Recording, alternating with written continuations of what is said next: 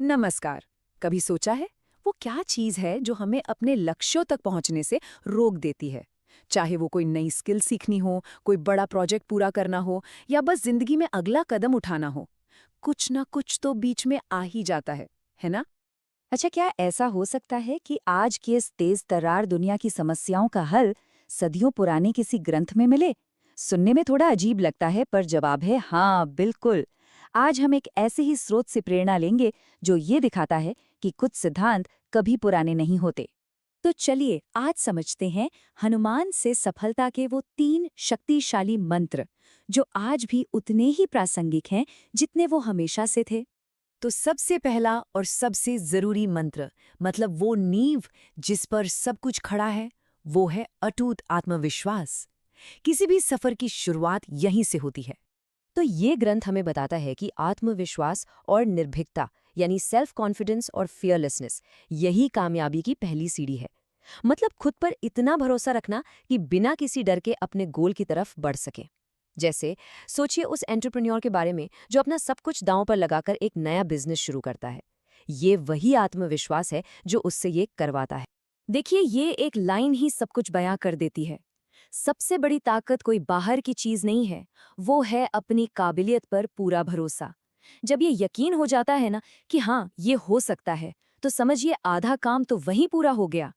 हाँ, पर एक बात समझना बहुत जरूरी है कि ये आत्मविश्वास एरोगेंस या अहंकार नहीं है। नहीं, ये तो वो अंदर का साहस है, वो हिम्मत जो किसी को एक मुश्किल फैसला लेने में मदद करती है, क्योंकि उसे अंदर से पता होता है कि वो केपेबल है। ठीक है, तो आत्मविश्वास तो हो गया पहला कदम, पर सिर्फ कॉन्फिडेंस से तो काम नहीं चलेगा ना, है ना? मंजिल तक पहुंचने के लिए और क्या चाहिए? यहीं पर आता है हमारा दूसरा मंत्र। दूसरा मंत्र है समर्पण और एकाग्रता, मतलब डेडिकेशन और कंसंट्रेशन। ये ग्रंथ सिखाता है कि किसी भी गोल को अचीव करने के लिए पूरी लगन और वन पॉइंटेड फोकस बहुत जरूरी है। सीधा सा मतलब है, जब कोई काम कर रहे हैं तो पूरा ध्यान सिर्फ और सिर्फ उसी काम पर। और ये जो सीधी सी बात कही गई है ना, भटकाव से बचें, ये बहुत पावरफुल है। ये हमें याद दिलाता है कि बड़ी बड़ी चीजें तभी होती हैं जब हम बाहर के सारे शोर को बंद करके बस अपने काम में लग जाते हैं। और आज के ज़माने में तो ये और भी ज़्यादा ज़रूरी हो गया है, जहाँ हर तरफ से नोटिफिकेशंस और डिस्ट्रैक्शंस की बाढ़ आई हुई हैं। इसका मतलब है सच में फ़ोन को साइलेंट पर रखना, फालतू के ब्राउज़र टैब्स बंद करना और बस अपने काम में पूरी तरह से खो जाना। तो सोचिए, आत्मविश्वास से शुरुआत हुई, फोकस के साथ काम किया और कामयाबी मिल भी गई। बहुत बढ़िया। पर अब क्या? कहानी यहाँ खत्म नहीं होती।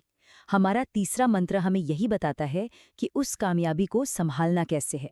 और तीसरा और शायद सबसे गहरा मंत्र है विनम्रता और सेवा भाव, ह्यूमिलिटी और सर्विस का भाव। मतलब जबरदस्त कामयाबी हासिल करने के बाद भी जमीन से जुड़े रहना और दूसरों की मदद के लिए हमेशा तैयार रहना।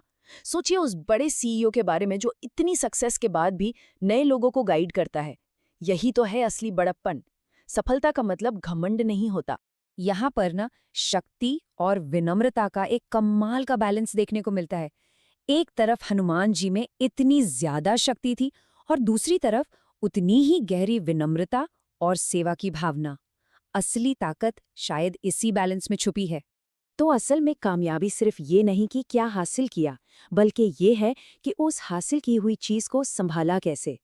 क्या कामयाबी मिलने के बाद भी वो दूसरों की मदद करने का जज्बा बना रहता है?